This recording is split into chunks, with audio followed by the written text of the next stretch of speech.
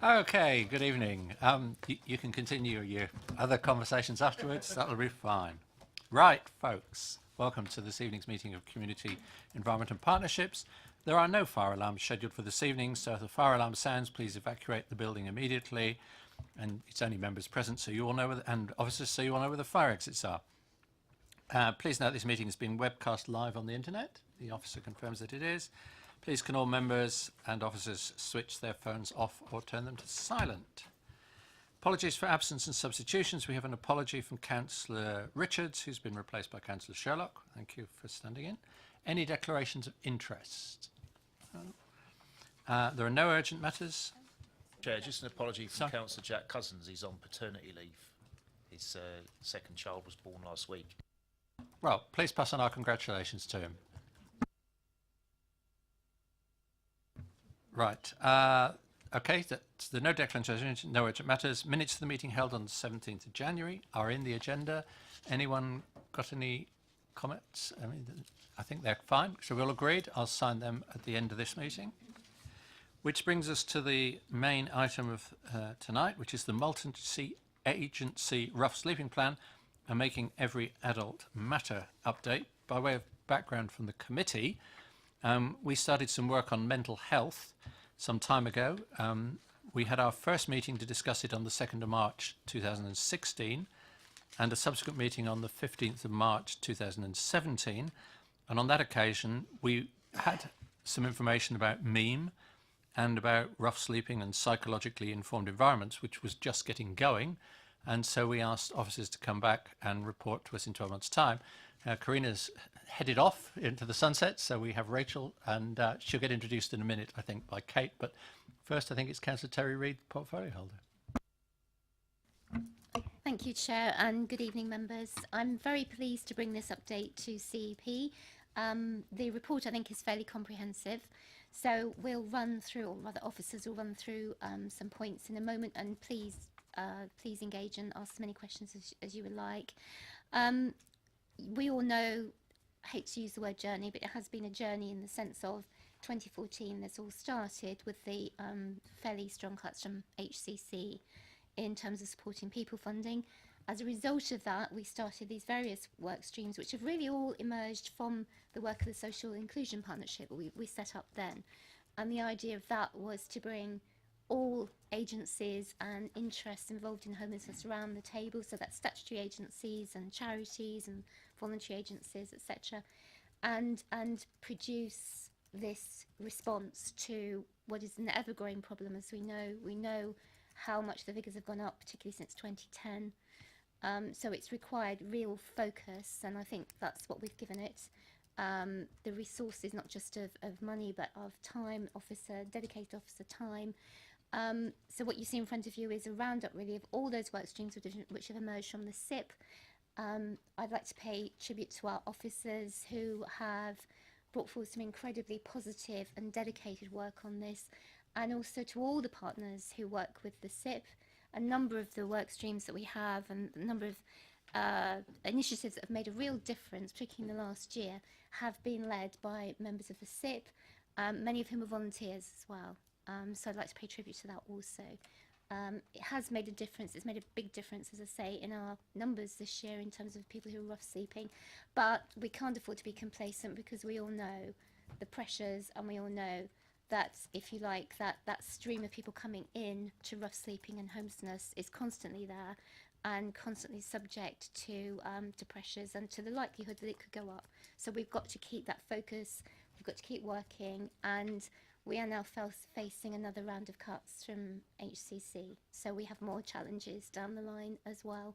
But for the time being, this is our update as to where we are here and now. So I'm happy to hand over to Kate.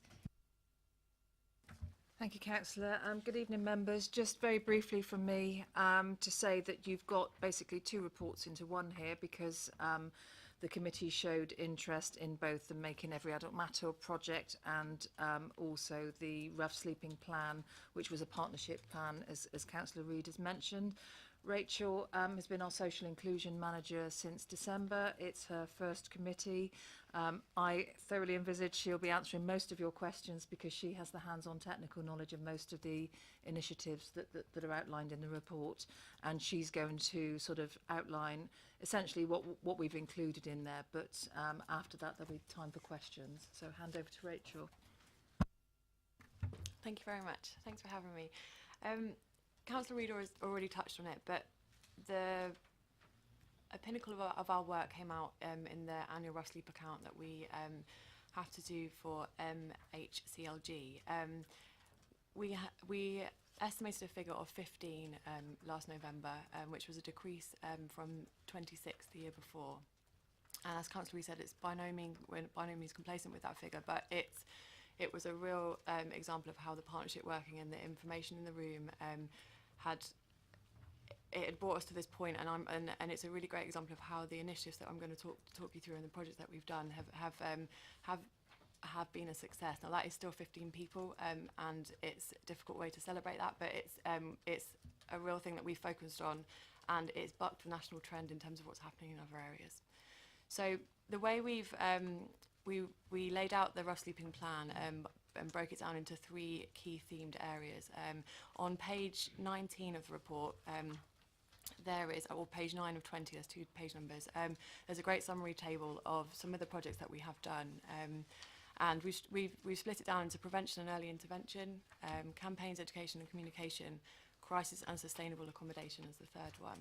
A lot of the initiatives do span across all 3 of those, and I just wanted to pick out a few of them that have been the highlights and our points of note that we've been doing over the last couple of years.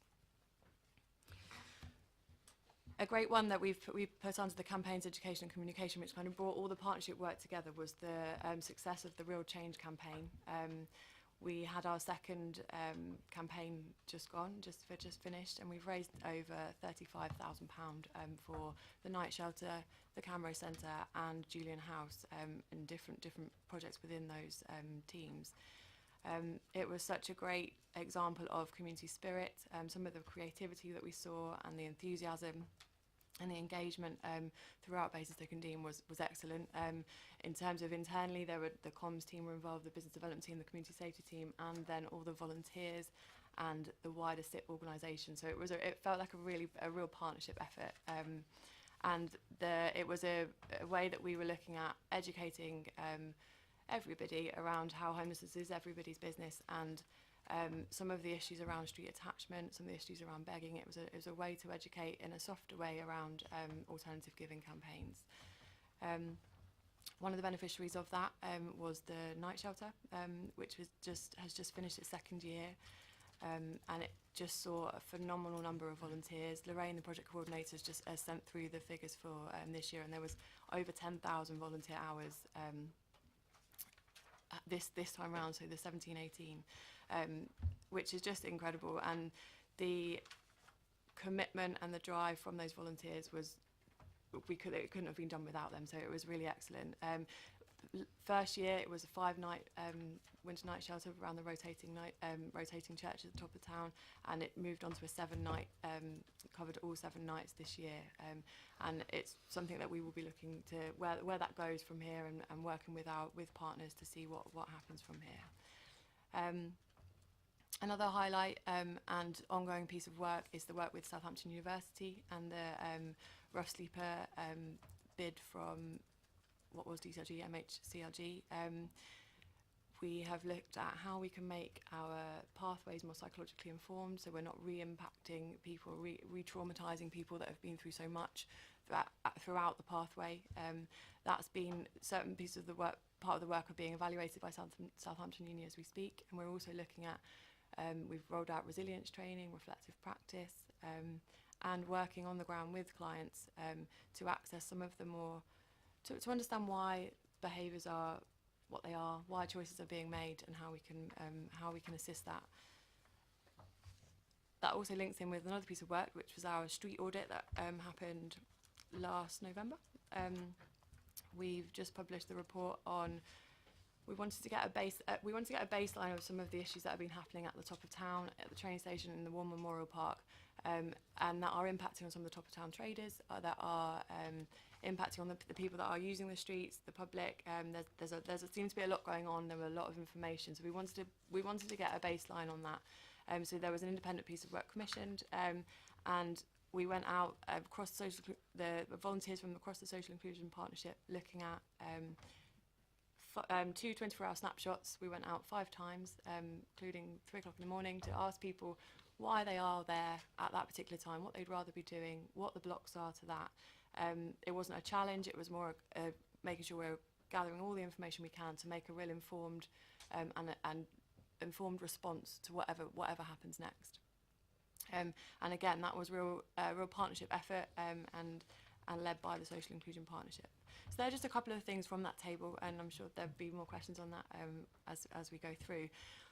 The next part of the report was on the Making Every Adult Matter project, that sits under the prevention and early intervention, but again could cross under a lot of the themes. We've been a meme approach area now for 2 years, and the development of that partnership over those 2 years has been phenomenal. We've had the commitment from our partners in policing, probation, health, has become really frequent. The drive and the ambition of the group has really seen some excellent achievements around complex needs in the borough, and how we can share that learning with other areas as well. Practical examples of that, there's an operational group that meets every 2 weeks, and it's a forum for problem solving, troubleshooting of the most complex needs cases in Basingstoke. It's a place where we can share information positively and appropriately, and not let that be a barrier to anything. There's no duplication of work, so where probation might know someone, the hospital, housing, those conversations can be had, and it's a resource saving method of doing things. And just the relationships between partners as well. So the silo working it still happens, but it's decreasing, and trying to develop a lot more collaborative approach to things. It's also meant that our providers are able to up their risk thresholds in terms of who they're taking on. People with more complex needs might have felt that they weren't able to access accommodation before, or services, because once they were in, other agencies pulled away. What we're seeing now is that places are able to take people in because the mean group is able to wrap that support around them even when they're in accommodation. So that we've seen that happen, and the case study actually on page, I think it's 19, was it 17? Sorry, 17.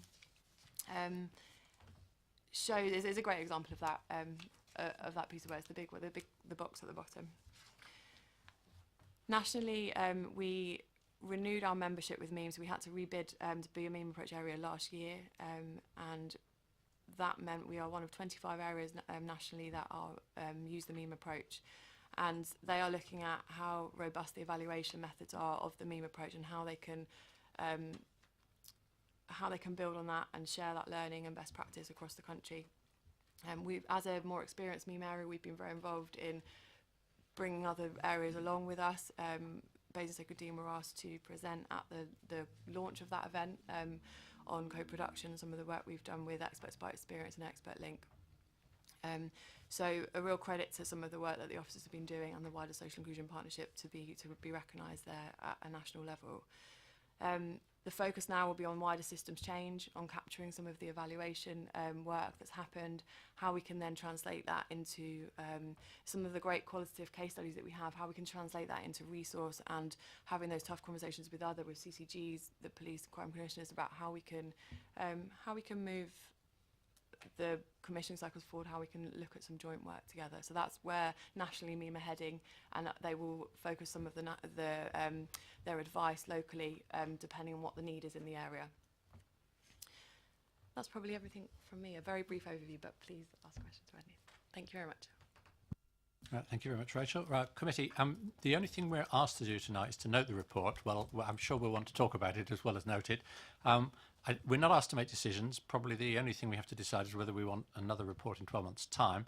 So I'm not going to suggest that we keep questions and comments separate. I think we can let it flow together. So don't feel constrained. We'll just have a general discussion that includes questions, and then I'll wrap it up at a suitable stage. So I think I saw Councillor Gardner first and then Councillor Jones. Well, as we can wrap everything up together, first of all, I think the holistic approach to starting to trying to get people not to be on the streets in the first place, then getting them off the streets and moving them on is wonderful, because it ticks all the boxes. They're our residents and we need to look after them. Right, some questions. The DCLG funding, 3 years. Is there any chance of that being extended beyond the 3 years? And if so, what do we need to do to get the cameras to open for a 4th day a week? And is there somewhere that we can actually establish somewhere for the rough sleepers to go during the day, so that they literally have somewhere to go rather than being on the street in bad weather? The DCLG funding was a one-off piece of funding, so that's probably not going to be extended, but a big part of our offer was to look at how we could make it sustainable within what we were doing. So, for example, some of the stuff around reflective practice and the resilience, how we could train up members of the social inclusion partnership to deliver that service, and how we could make it psychologically informed by itself without the need of a psychologist expert. So that answers that first part of the question. In terms of the cameras, we are scoping out the daytime activities. It's certainly looking at how that links in with the night shelter as well, and what happens moving forward from there. I think with the HCC funding and everything that's coming up, it's a bit of an unknown at the moment in terms of what's happening, what the pathway will look like. But it's certainly conversations that are happening. I don't know, Kate, if you want to say any more on that. Yeah, as Rachel said, what the SIP does do is work collaboratively on these issues rather than the council identifying a problem and coming up with a council-determined solution. So there are various different work streams coming out of that partnership, and one particularly, as Rachel mentioned, is around daytime activities to prevent homelessness, but also to support people who aren't homeless but have street-attached lifestyles. So that's why we needed to carry out the street audit beforehand to get some intelligence on that. How we then move forward with the range of agencies involved in providing daytime support for people will depend very much on how that partnership develops it. So I couldn't be prescriptive at this stage to say that will be a 4th day of opening for the Camrose.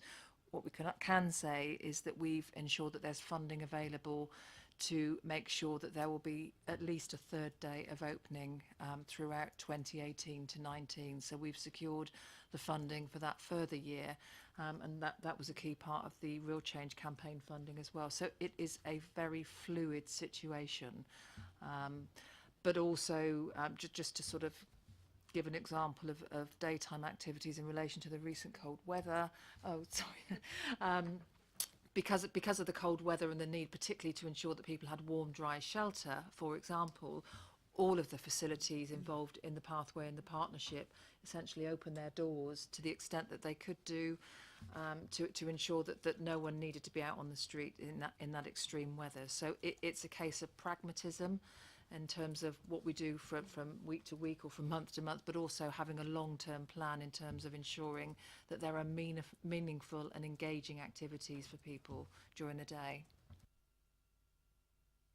Right, I'll slip in a supplementary, which is actually a congratulation to the people of Basingstoke. The Real Change donations, the volunteers, the use of the churches.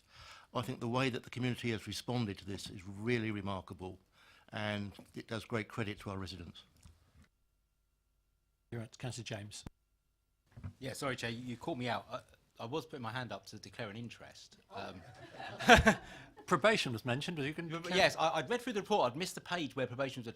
Obviously, it's on my register of interest anyway, but I am an employee of the probation service, but I wanted it recorded in the meeting minutes. Obviously, in addition to that, obviously, most of the homeless migrate to Eastrop, where I represent. Top of town traders impacted are not necessarily residents, but they are in Eastrop, so I get their side of the story as well. So I have an awful lot of comments, but rather than make them all, I thought you'd go round and then hopefully other people would make them, and I can get away lightly at the end and not bore the committee with my monotone voice. Okay, if you want to do it that way, you can always come back. Councillor McCormick. Thank you, Chair. I had a couple of questions and some comments, which hopefully will be relatively brief. Well, 3 questions actually. The first question was in terms of on page 29, there's a sum of £1.275 million there. So I was just wanting to ask, and that's for a year. So I was just wanting to ask what that was being spent on, and presumably the same amount of money is going to be in the next year's budget and the next year after that. The second question I had, which is on page 47, and actually stems from the table on page 46. So I was very pleased to see that the homelessness is a complex issue. A lot of the clients have complex needs. It's complex problems. They can't be solved quickly. Therefore, I would like to think that we would have facilities in place all year round. Obviously, the night shelter is a winter facility, but it's, you know, the needs don't go away when it gets warmer. It's less life-threatening when it's warmer. There was also some things mentioned about mortgage lenders and their incentives to initiate eviction proceedings to try and get the level of arrears down on their books. And I was wondering if any headway had been made on that. I mean, that I see that more as a national issue than a local issue. And also, what's not mentioned there is private landlords, and in many cases, private landlords can be even worse because they're asking for very considerable amounts of money up front. Some are even wanting 6 months' rent up front for a private let. There are very, very few people who can afford that. And my final question was regarding the introduction of universal credit, and had any contingencies been put in place for that? I'm sure Councillor Regan will have more he wants to ask on that. But it's you know, it's good to see that we're bucking the national trend. I'm not sure that will continue, and I don't like to think what the national trend might be like as more people get on universal credit and they've got this 5-week delay for funding, and what contingency plans we've got in place for that, because we may see an increase next year.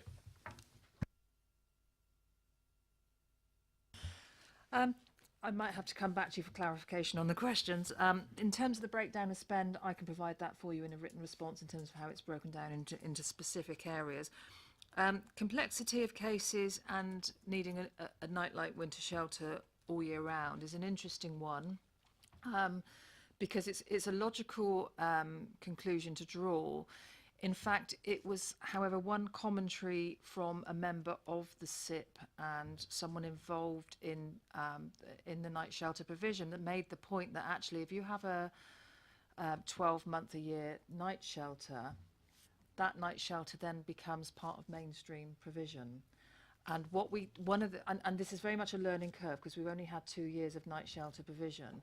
But what happened after year one and again after year two is that the closure or coming to an end of the night shelter provision because the severe weather or the likelihood of severe weather dissipates is a focus for that engagement, and that's part of the springboard, if you like, for having those conversations for people to move on. Now, I don't think that we're in a position at this point in time to say prescriptively this is the model that we would definitely want to see moving forward, because the last thing you would want is for a night shelter type provision to be a mainstream life-term housing option for people. It is about getting re-engagement and getting people to move through. So it's very much something that we will be guided by the views and experiences of partners, and particularly the volunteers who work in the night shelter. So take the point, absolutely. That was my first reaction as well, but I think it's a case of being in the game of learning and listening to partners. Did you want to say something specifically on? Yeah. Sorry, Kate, just very briefly on the shelter. I think Kate mentioned about the learning point. One thing that we've all found is that because it's a voluntary response, because it's actually staffed by volunteers, the clients of the night shelter have somehow seemed to find it easier to engage with volunteers than they do with statutory agencies. And some of that is historical, because they may have come against problems when they've been engaging in the past with statutory agencies.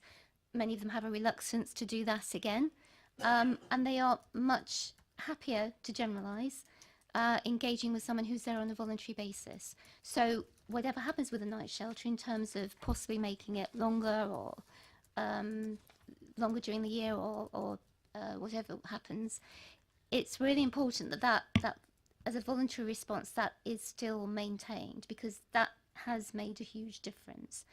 There's all the other stuff going around it, which is all statutory. So we still have May Place House, for example, and we still have Mary Rose Court. But the emergency shelter and the voluntary aspect of that somehow seems to work better than other statutory responses. So it's really important, I think, that is a part of what is a very large jigsaw, but that we don't somehow institutionalise that. To pick up the point around sort of causes of homelessness, whether that's mortgage arrears or rent arrears, absolutely. That the conference back in November 2016 now was a forum for people to sort of raise their issues and concerns around causes of homelessness. Certainly, in addition to accommodation-based services that we see, we also have a range of support services and advocacy services within the borough, whether that's through our housing support, housing advice function here at the council, or other floating support providers, to ensure that people who are in a situation facing homelessness get the advice that they require. From the 1st of April, we have a new piece of legislation on the statute book, which is the Homeless Reduction Act, that has much more, it's strengthened very much the responsibilities that housing authorities have to make sure that support and advice is available to people. I think what we're saying is we can't necessarily stem all the causes of homelessness or influence those factors like universal credit, which Rachel will talk to. But what we can do locally is ensure that we have an appropriate support response that enables people to get the help and advice they need when those issues are at the fore. For universal credit, I'll pass to Rachel. Thank you. Yes, it's something that obviously we've been gearing up to for a while now, and what we've done and what we can do is look at the training for people across the sector. And we have a named contact that attends our social inclusion partnership from the DWP, who has given 2 talks now to the strategic partners around the impact this could have on the organisations in the room, what some practical examples of how to help the operational teams in terms of how to access advice, where to go, the online services, that kind of thing. So that's been really helpful. We have had a representative attend the operational meeting, not regularly, but as and when there's a case needed, that they know who to contact and where to contact. Because I think that was a big thing, was around not having a named person. But that's been teased out locally, which has been great, and just ensuring all partners have access to training. So in terms of the commissioned pathway, our housing benefit team were running a session on universal credit. They were able to access that as well. So making sure that any information that is out there is shared with everybody and everyone's on the same page. I think that's probably the plan at the moment. Okay, Councillor Regan. Thank you, Chair. 2 points. The first point is that in terms of case studies for people sleeping rough, I mean, it's increased over the last few years from the baseline. Have you done any further investigation? That I read somewhere once that quite 25% of people sleeping rough are ex-armed forces. Is there any, if found that in Basingstoke, is there any discussion with the armed forces for better welfare provision? I mean, and the other point I was going to make is about universal credit. I mean, I appreciate all the things you've just informed us about, but there's no doubt that a large provision of people for housing is in the private renting market. In the private renting market, I'm not going to play ball with universal credit. There would be a lot of evictions, so have that knock-on effect. So good luck.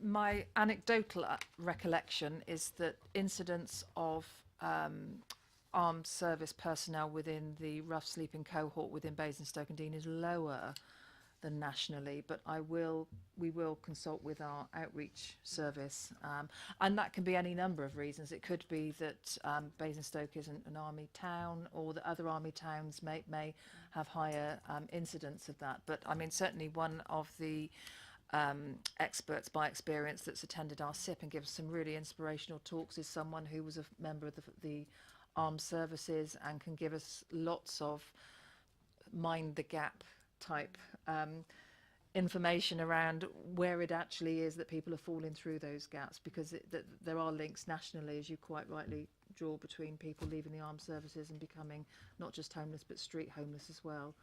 It's something that's continually on our radar in terms of checking and monitoring.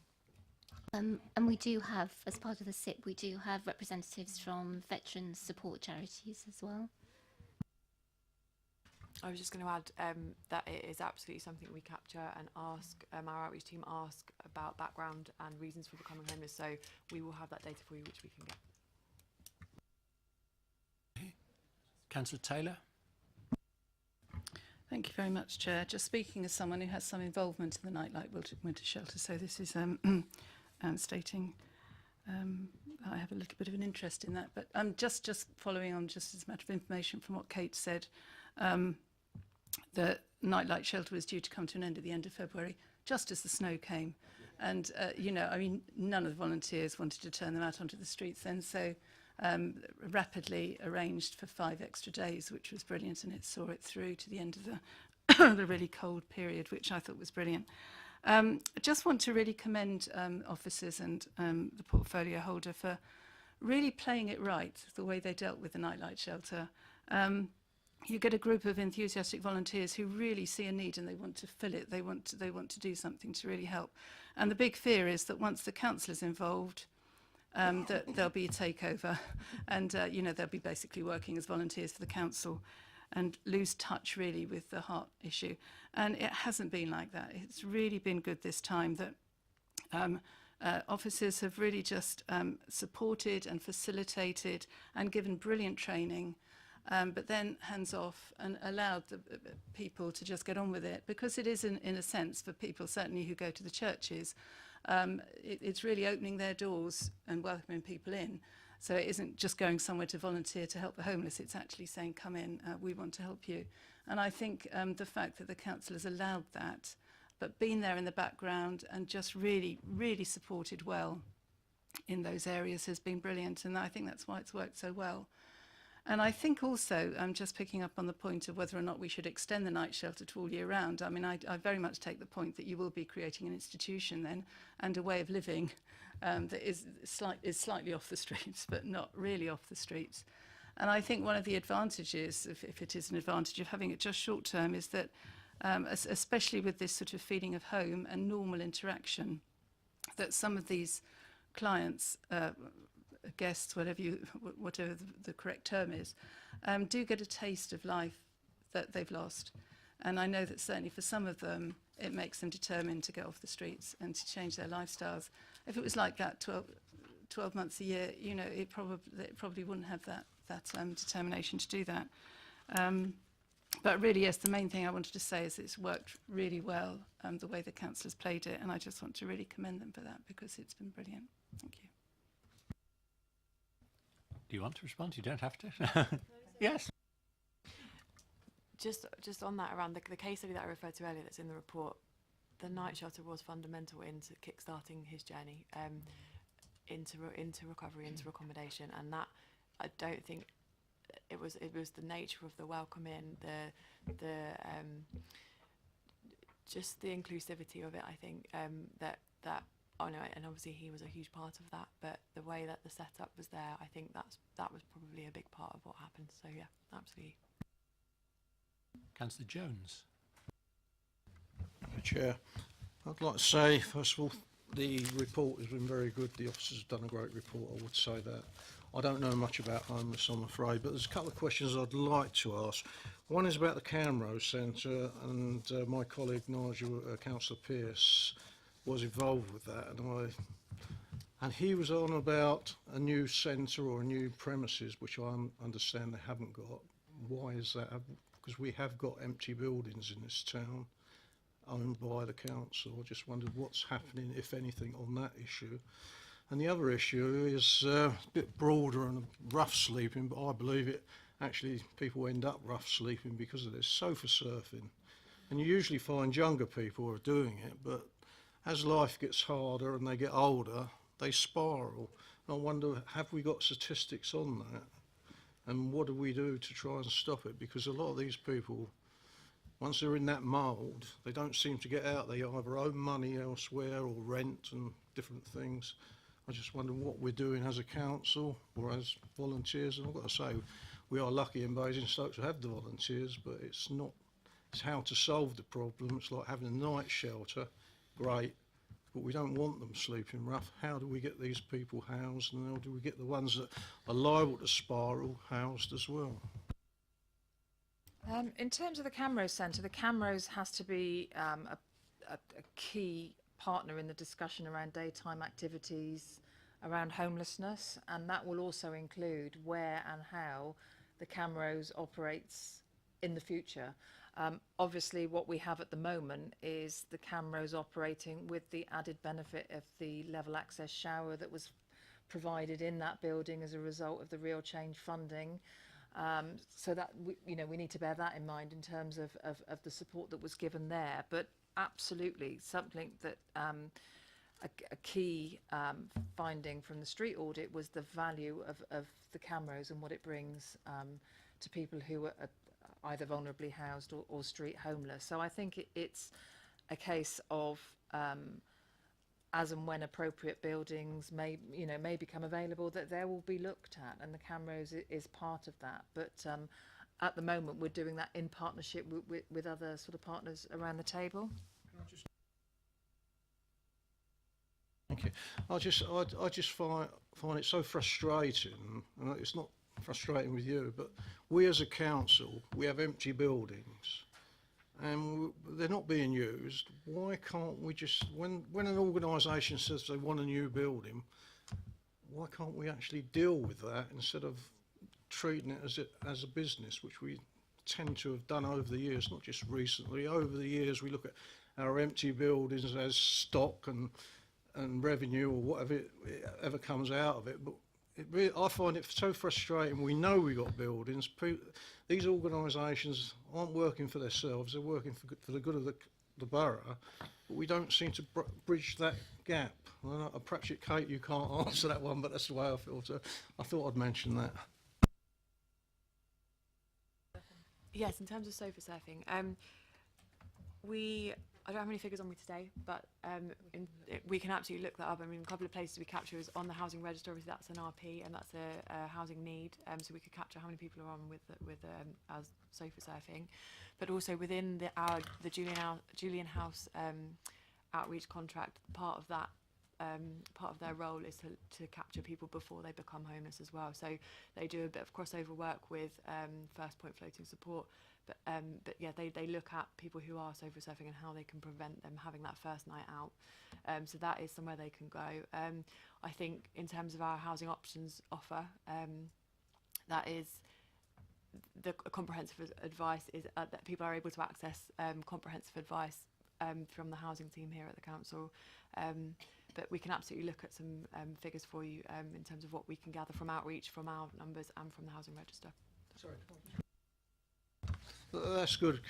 Could we as councillors have a briefing on this sofa surfing and the housing thing? Especially, I don't know about the rest of this committee, but I know you've got a housing committee, but it's, as a councillor, we pick up the pieces if they don't come to you and things like that.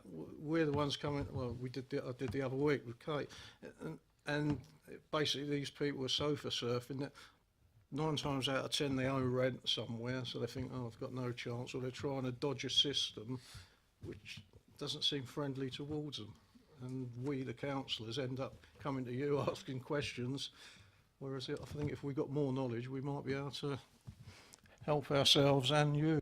The portfolio holder was saying, but I think you partly answered your own question. I think if it comes to committee, it ought to be the other committee that deals with housing, because with this came out of our mental health work, whereas sofa surfing is a more general housing issue, I think. So What I was going to suggest is that we do regular housing briefings for all members. So if we do one, if we set it for just after the May elections, say, we could obviously include that, include a presentation on sofa surfing, but also I think it'd be really good to bring members up to speed on the Homelessness Reduction Act as well, and the increased responsibilities we will have on that.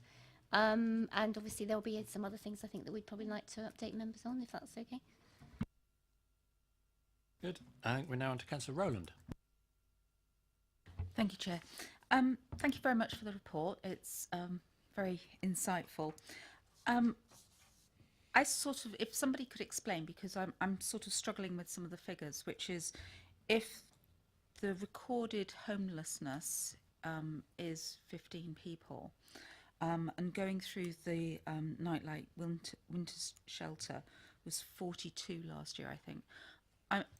Are these people who are coming in from outside areas, or is it measured in a different way? Or I'm just trying to think, 15 people, when you think how large the borough is actually, from my perspective, and I'm not an informed on this subject whatsoever, so that's why I'm pretty dumb around it, that 15 actually seems quite a small number given how large and how many people are here. And I take on board people who sofa serve, whether they're 16, 15 or 30.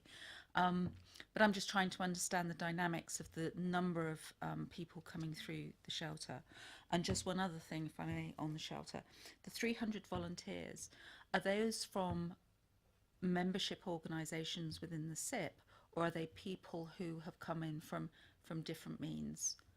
So those are my two questions. Thank you. If I just answer the volunteer one first, no, so very much from the community. I think majority from the church-based community, but other people as well. But the SIP very much, there may have been people from the organisations, but as individuals were there, but not necessarily representing the SIP. But mainly from, I think, church-based but churches in the area. Yes. Could I just leap in on that one? So with that, what sort of training are they given? Because obviously these are very, as you've said, very complex issues that are being helped within the night shelter. And I may have missed, in terms of the report, what training is given to them to actually help those people, because it seems it's quite successful. So Lorraine coordinates, and I think Liz Howe did before, with the housing. The night shelter is overseen by Housing Justice, and they roll out some training and a framework for the project coordinators to work within. They go through some safeguarding, some of the basic stuff that you'd expect people working with this client group to have. There was also volunteer training days that people had to attend, which were set up by the project coordinators, that they had to attend before they could have any volunteering. So that covered safeguarding again, and professional boundaries, that kind of thing, along with a volunteer handbook as well, that was given to all volunteers. In terms of the Social Inclusion Partnership, made available training with the clinical psychologist we referred to earlier from Southampton Uni, looking at resilience training. They also did one on managing aggressive behaviour, how to diffuse a situation, and I think they were also in on, there was another one, but I can't quite remember the name, but there was a few. But any training that we roll out as a social inclusion partnership, the volunteers were able to access if they could. But I think the mandatory ones were the volunteer days that the project coordinators themselves put on. Does that? Yes. Yeah. So in terms of the estimate, so it's a tricky figure. So in terms of that 15 figure, we have you can either do an estimate or a count, and quite often the counts come out lower. So in other areas, people will go out on that night. It has to be on that night who is sleeping rough, and it doesn't capture the sofa surfers. It doesn't capture those that are vulnerably housed. It is just people who are sleeping out on the street on that night. We choose to do an estimate in Basingstoke because of the really strong partnership working that we have, the information sharing. So in that meeting, we had 2 meetings to really get to grips with the data that we had. Everybody brought names. We looked at how we could verify that. The outreach teams did some special outreach working on that night. And we also linked it in with the street audit. So at the times at the 2 till 3:30 a.m. slot, which I did along with a couple of my colleagues, and we linked into the numbers that we saw sleeping out in those town centre areas, which was 8 on those particular nights. It was 5 and 8. But another reason we do the estimate is because of the rural nature of the borough.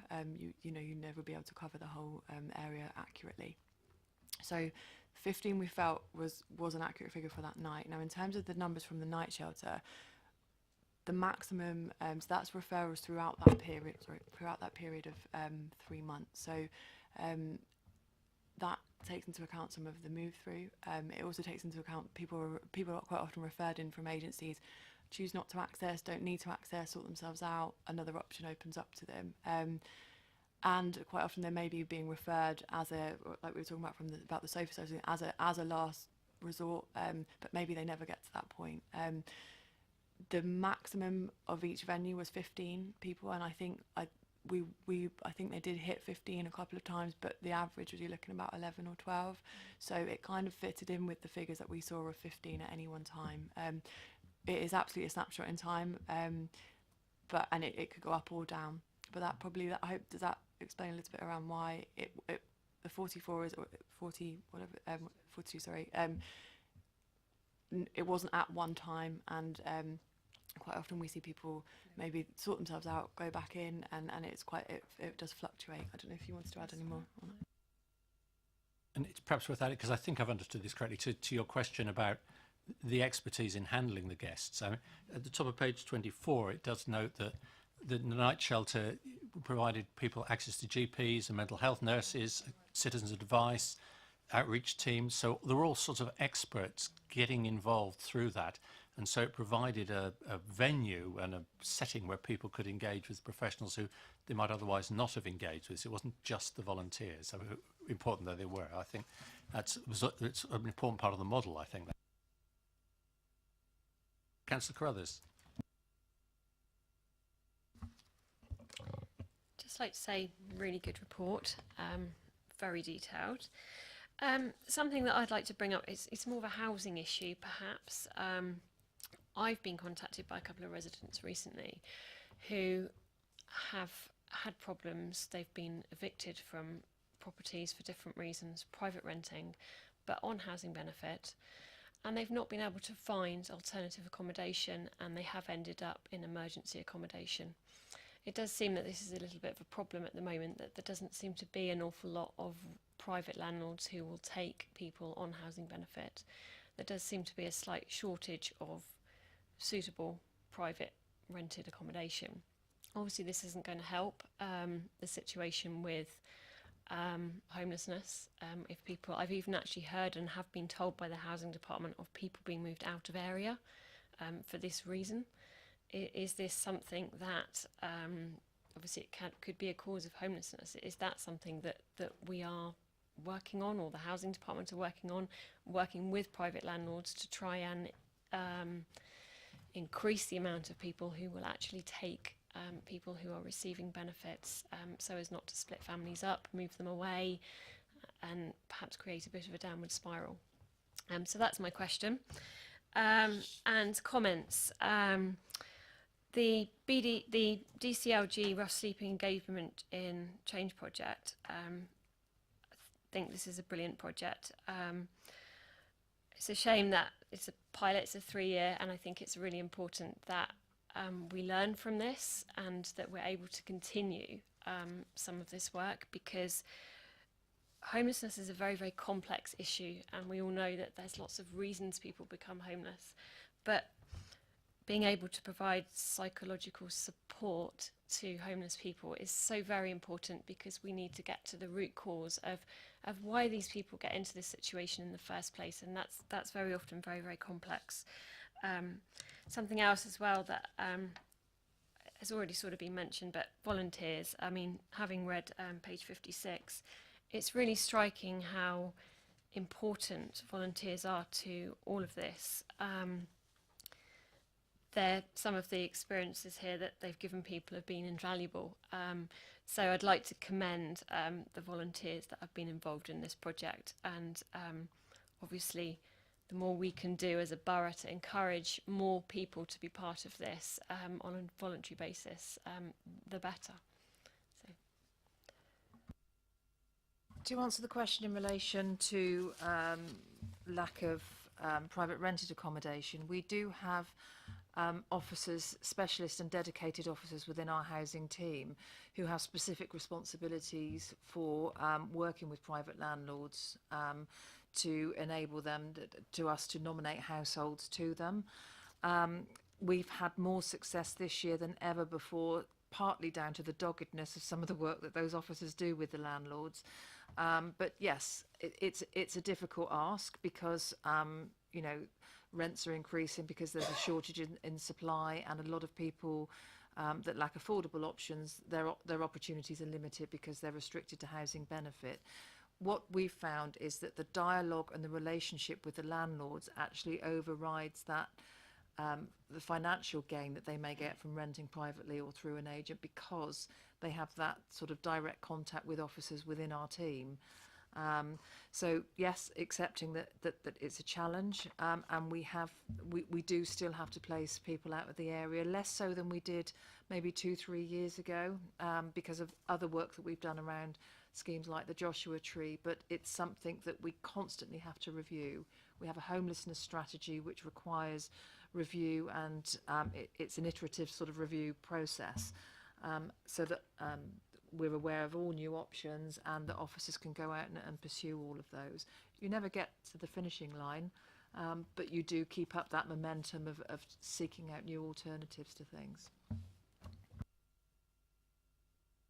Okay, I think we're more or less coming on the second time. Well, actually, let me reverse the order slightly. We have Councillor Sherlock, and then we'll have had everyone who wanted to have their first go, and then we'll start. Right, thank you. I'd like to commend this report. I think it's tremendous and well done, portfolio holder, officers and volunteers. A simple question. On page 21, it says, a pilot role has been trialled for co-locate a safer North Hampshire Partnership Community Safety Officer. How's that? How's that gone?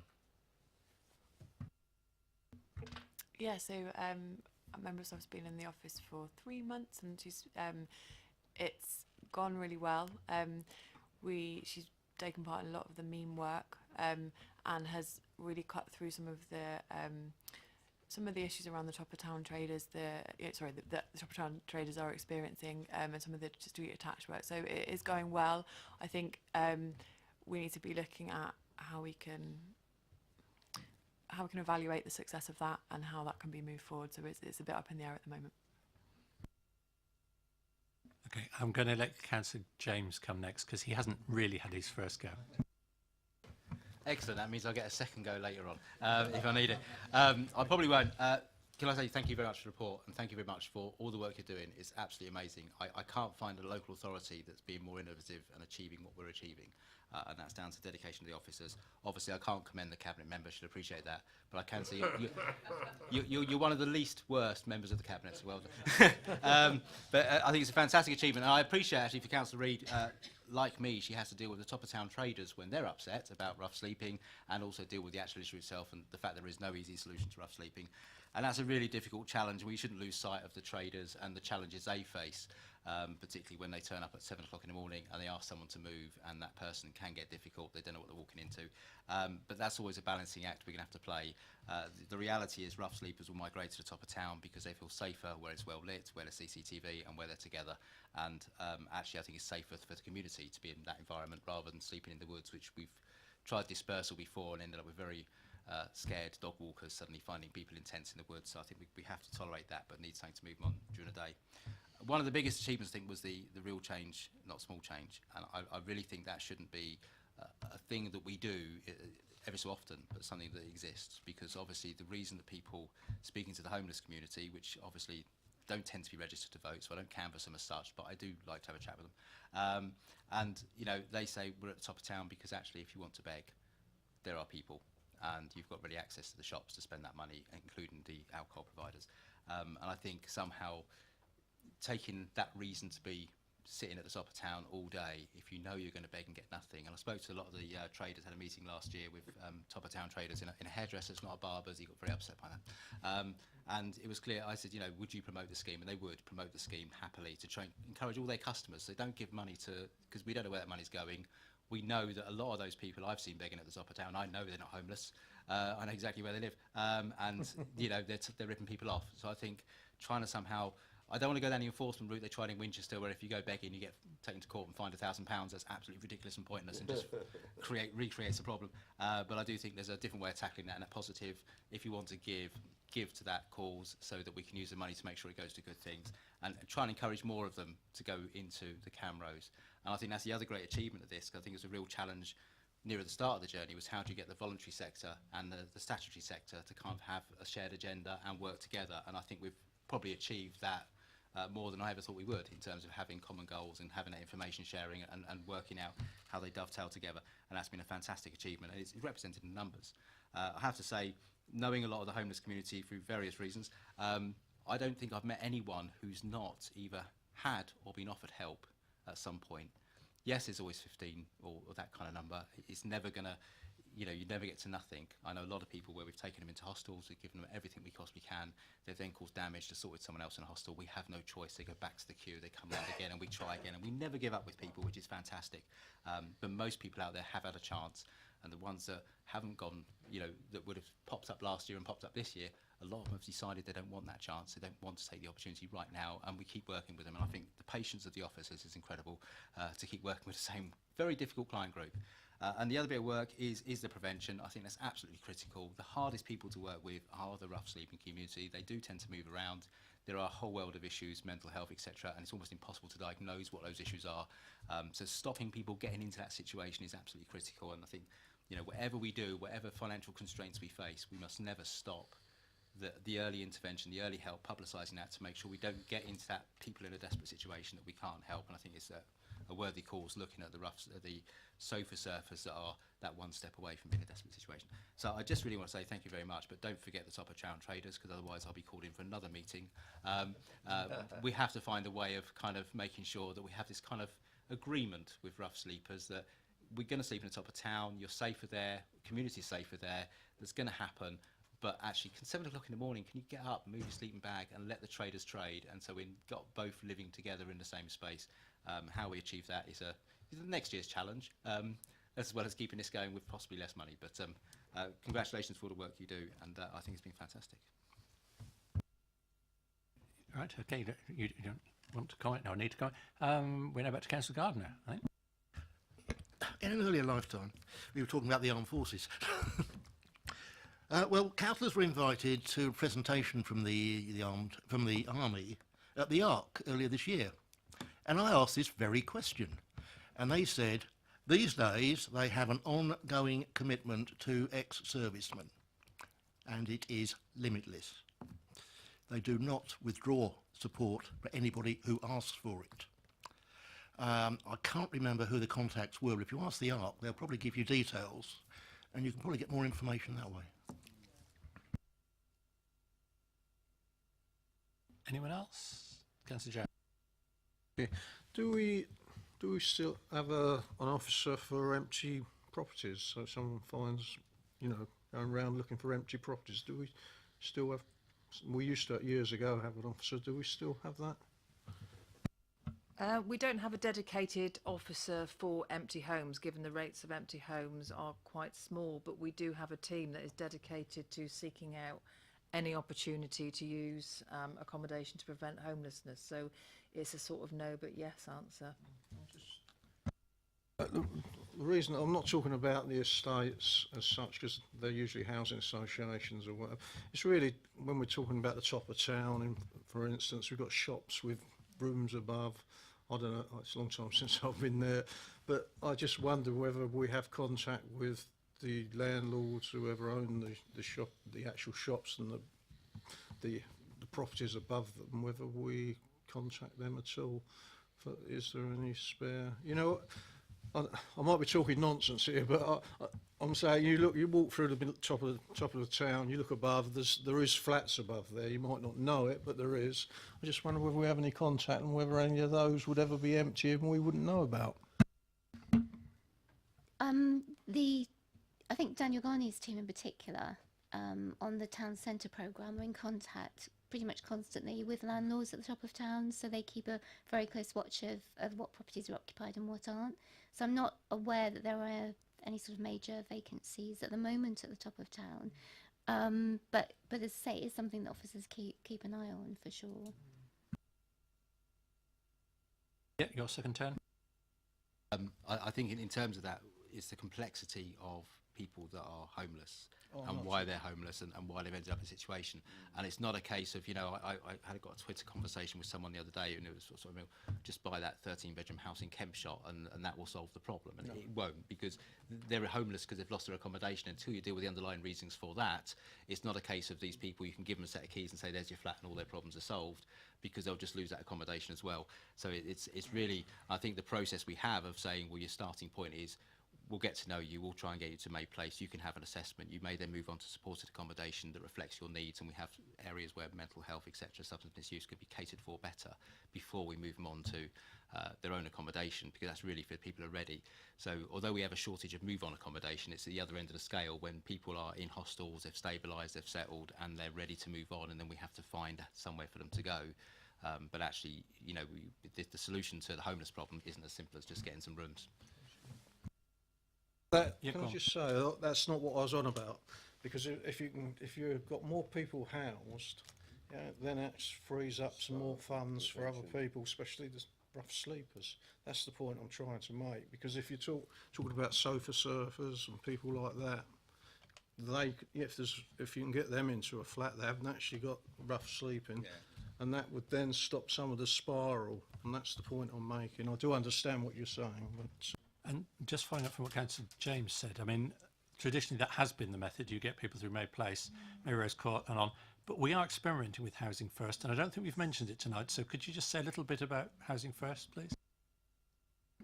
Yeah, we haven't mentioned it. It's mentioned in the report, but it's I think we have 3 cases at the moment in the borough that we have trialled the Housing First model on. So a concept that somebody's support isn't linked necessarily with their tenancy.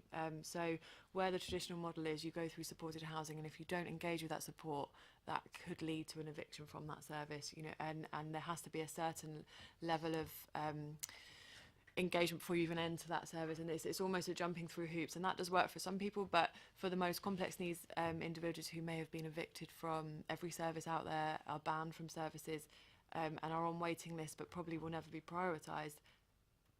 The idea is that there's a different way, a more creative way of looking at things, where somebody can, the only thing they need to want and do is to be willing to try and maintain a tenancy. So we've trialled that, and there's certain principles that need to go alongside that to make it slightly different from a more traditional floating support model.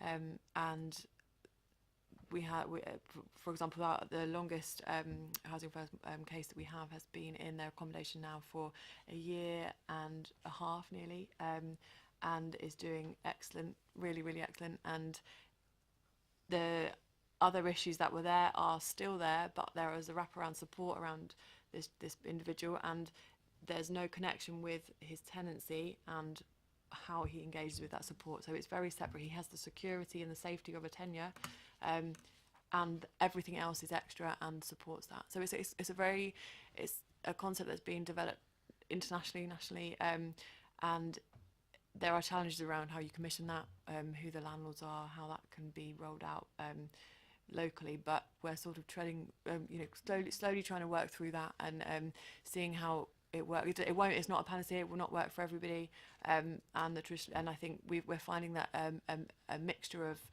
hostels, group homes, Housing First style probably is the best way to go. Right, unless anyone else is going to say anything. Yes, Councillor. It's a wonderful report, but it has one flaw. On page 8 of 20, second line, I don't think you mean by 2026. Excellent. Well spotted. Right, so I'd just like to draw things together. And if no one else, I mean, do we want to ask for a further report in 12 months' time? Can I understand? On that subject, could I just point, obviously you know the Homelessness Reduction Act that's coming, it's going to put huge responsibilities on councils. I mean, I'm sort of commending everyone because you're part way there obviously already, but I do think a report sooner rather than later just to sort of get us ready for all that would be very good. I think Councillor Reid suggested a briefing for all members on that after May. So I think that's probably the best way forward for that, because it's certainly as much an issue for EPH as it is for us, probably more. Yeah, for them. once it kicks in though, we need to find out how it's going. Sorry, that would be an all-member briefing, but what we could also do is, if there's a written briefing, that could be circulated to everyone so that everyone sees it, even if they can't come to the briefing. Okay, so was that a yes? We'd like a report on these issues in 12 months' time. Okay, so we'll put that in the minutes. I think generally the minutes need to record that across the committee we've welcomed this report. We're very impressed with all the initiatives. We're very grateful for all the hard work that the officers put into this, and most of us are grateful for the hard work the portfolio holder puts into it. I'll let the minutes record that in a tactful way. It's appropriate for official minutes. And I just wanted to highlight 2 points that I prepare for these meetings by reading the reports, because I get a briefing on the Monday before the committee, and I always go through and I mark the margins and I tick the bits I think are good and put crosses by the bits I think are a bit dodgy and question marks by the bit I don't understand. And this one is almost entirely ticks, and I am not going to read them all out because there were so many, but I just wanted to read 2 that really struck me. Page 16 or 6 of 20 in the green box there, quote from a housing provider. I've attended a lot of homelessness type forums in my time over a number of years and within different councils and locations. I have to say I have never witnessed or experienced anything of the same level in terms of enthusiasm or level of engagement. It is great to be a part of and is a credit to the participants and the council. So I think, we can, as a council, pat ourselves on the back over that, but particularly congratulate the officers and the portfolio holder for all the work with the SIP and how that's came about. And the other thing that really struck me was the one that Rachel mentioned already, which is this case study of Steve on page 27, who'd slept rough on and off for 20 years, who was in the night shelter last year, began to engage with people because one of the things that struck me when we had the night shelter lady give us a briefing was they're all guests. They're treated like guests. The volunteers sit and eat with them. And it is an approach that you can't get through official channels. But through that, he's engaged. And towards the end, it talks about the joined-up approach. Steve felt he was being listened to and understood, and information was being shared effectively and appropriately. Above all, it meant he only had to tell his story once. And that is so important because so many people, I think, you tell your GP, you tell probation possibly, you tell this, you tell, and it's to tell it once. And then I like the realism in the last bit. He's still drinking. It's not all solved all his problems, but it's got him out of a bad place he's been on and off for 20 years and got him on a journey. So, and I think that's the night shelter, the professionals, everybody working together. So I just want to say thank you for our officers for this. If anyone tuned into the webcast after the introduction, you would never have guessed that this was Rachel's first visit to a committee. So well done, Rachel. Enjoy your holiday, which I think starts tomorrow, but it's, and thank you very much. Committee, we still have the work programme to do, but officers, thank you.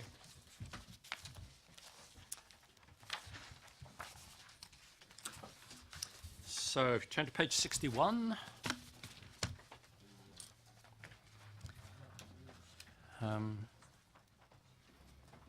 We got page 61.